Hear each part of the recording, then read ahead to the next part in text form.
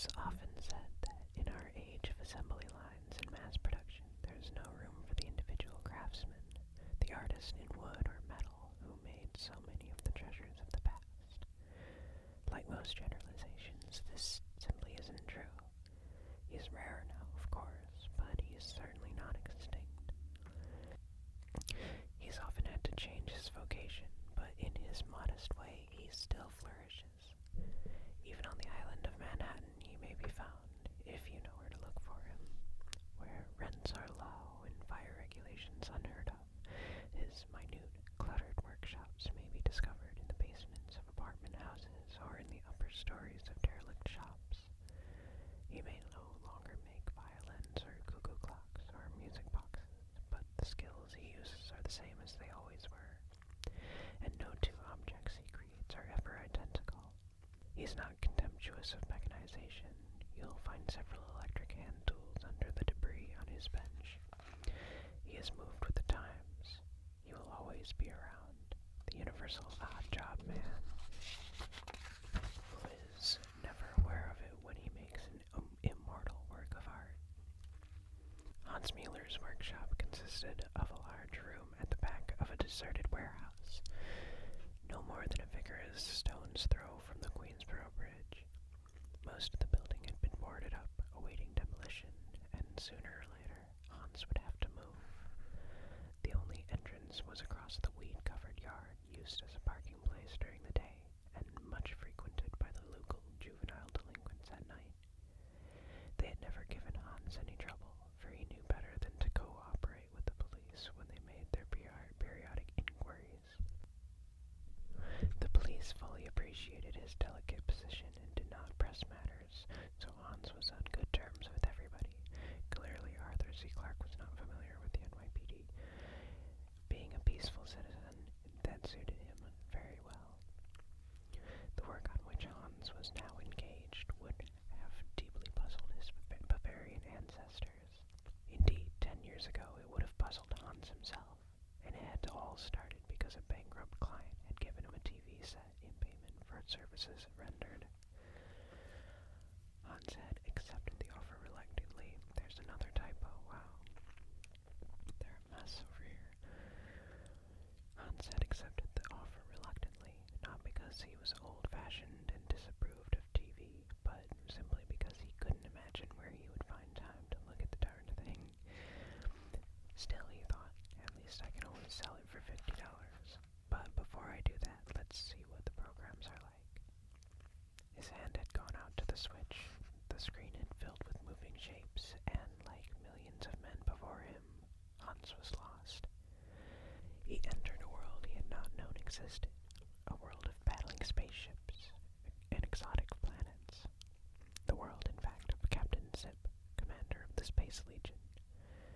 Only when the tedious recital of the virtues of Crunch, the Wonder Cereal, had given way to an almost equally tedious boxing match between two muscle-bound characters who seemed to have signed a non-aggression pact did the magic fade. Hans was a simple man. He had always been fond of fairy tales, and this was the modern fairy tale, with trimmings of which the Grimm brothers had never dreamed. So Hans did not sell his TV set. It was some weeks before the initial naive, uncritical enjoyment wore off. The first thing that began to annoy Hans was the furniture and general decor in the world of the future. He was, as had been indicated, an artist, and he refused to believe that in 100 years taste would have deteriorated as badly as the Crunch sponsors seemed to imagine. He also thought very little of the weapons that Captain Zip and his opponents used. It was true that Hans did not pretend to understand the principles upon which the portable proton disintegrator was based, but however it worked, there was certainly no reason why it should be that clumsy. The clothes, the spaceship interiors, they just weren't convincing. How did he know? He had always possessed a highly developed sense of the fitness of things, and it could still operate even in this novel field. We have said that Hans was a simple man. He was also a shrewd one, and he had heard that there was was money in TV, so he sat down and began to draw.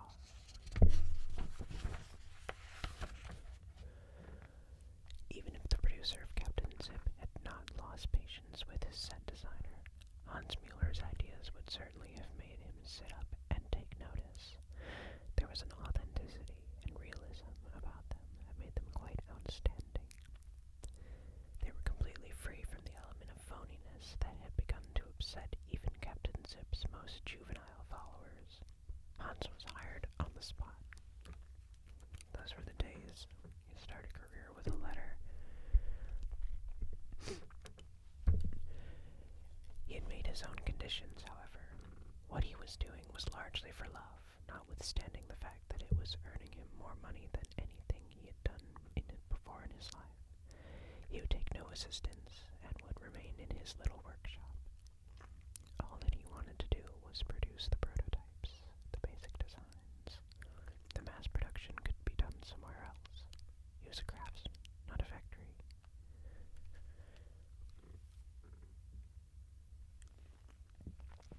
The arrangement had worked well. Over the last 6 months, Captain Zip had been transformed and was now the despair of all the rival space operas. This, his viewers thought, was not just a serial about the future, it was the future. There was no argument about it. Even the actors seemed to have been inspired by their new surroundings. Off the set, they sometimes believed like 20th century time travelers stranded in the Victorian age, indignant because they no longer had access to the gadgets that had always been part of their lives. But Hans knew nothing about this. He toiled happily away, refusing to see anyone except the producer, doing all his business over the telephone and watching the final result to ensure that his ideas had not been mutilated. The only sign of his connection with the slightly futuristic world of commercial TV was a crate of crunch in one corner of the workshop. He had sampled one mouthful of this present from the grateful sponsor, and then had remembered thankfully that, after all, he was not paid to eat the stuff. He was working late one Sunday evening, putting the final touches to a new design for a space helmet, when he suddenly realized that he was no longer alone. Slowly, he turned up from the workbench and faced the door. It had been locked. How could it have been opened so silently? There were 2 men standing beside it, motionless, watching him. Hans felt his heart trying to climb into his gullet, and summoned up what courage he could to challenge them. At least, he felt thankfully. Hans felt his heart trying to climb into his gullet, and summoned up what courage he could to challenge them. At least, he felt thankfully, he had little money here. Then he wondered if, after all, this was a good thing. They might be annoyed. "Who are you?" he asked. "What are you doing here?" One of the men moved toward him while the other remained watching alertly from the door. They were both wearing very new overcoats, with hats low down on their heads so that Hans could not see their faces. They were too well dressed, he decided, to be ordinary hold-up men. "There's no need to be alarmed, Mr. Mueller," replied the nearer man, reading his thoughts without difficulty. "This isn't a hold-up. It's official. We're from security." "I don't understand." The other reached into a portfolio he had been carrying beneath his coat and pulled out a sheaf of photographs. He rifled through them until he found the one that he wanted. "You've given us quite a headache, Mr. Mueller. It's taken us 2 weeks to find you. Your employers were so secretive. No doubt they were anxious to hide you from their rivals. However, here we are, and I'd like you to answer some questions." "I'm not a spy," answered Hans indignantly, as the meaning of the words penetrated. "You can't do this. I'm a loyal American citizen." The other ignored the outburst. He handed over the photograph. "Do you recognize this?" he said. "Yes, it's the inside of Captain Zip's spaceship." "And you designed it?" "Yes." Another photograph came out of the file. "And what about this?" "Well, that's the Martian city of Baldar, as seen from the air." "Your own idea?" "Certainly.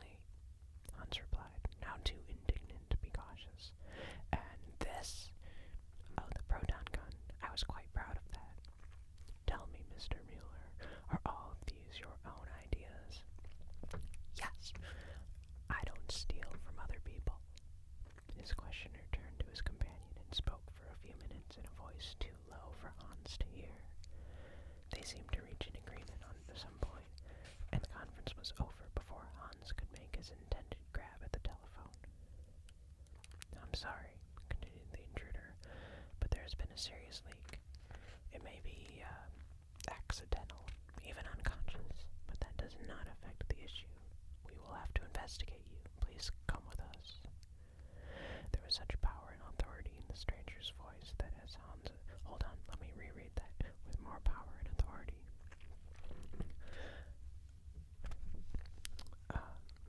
There's been a serious leak. It may be, accidental, even unconscious, but that does not affect the issue. We will have to investigate you. Please come with us. There was such power and authority in the stranger's voice that Hans began to climb into his overcoat without a murmur. Somehow he no longer doubted the visitor's credentials and never thought of asking for any proof. He was worried, but not yet seriously alarmed. Of course, it was obvious what had happened. He remembered hearing about a science fiction writer during the war who had described the atom bomb with disconcerting accuracy. When so much secret research was going on, such accidents were bound to occur. He wondered just what it was that he had given away. At the doorway, he looked back into his workshop at the men who were following him. It's all a ridiculous mistake, he said. If I did show anything secret in that program, it was just a coincidence. I've never done anything to annoy the FBI. It was then that the second man spoke at last, in very bad English and with the most peculiar accent. This is the part where I do an offensive accent. Just use your imagination. What is the FBI? He asked. But Hans didn't hear him. He had just seen the spaceship.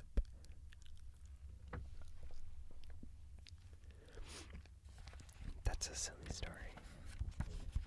I don't hate it. That was silly.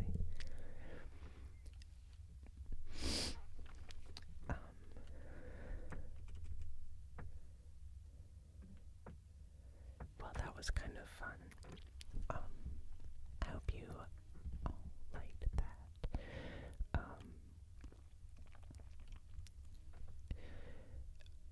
Anyone who sat with me through all that, I hope you liked it. Please feel free to give me suggestions in the comments, whether there's something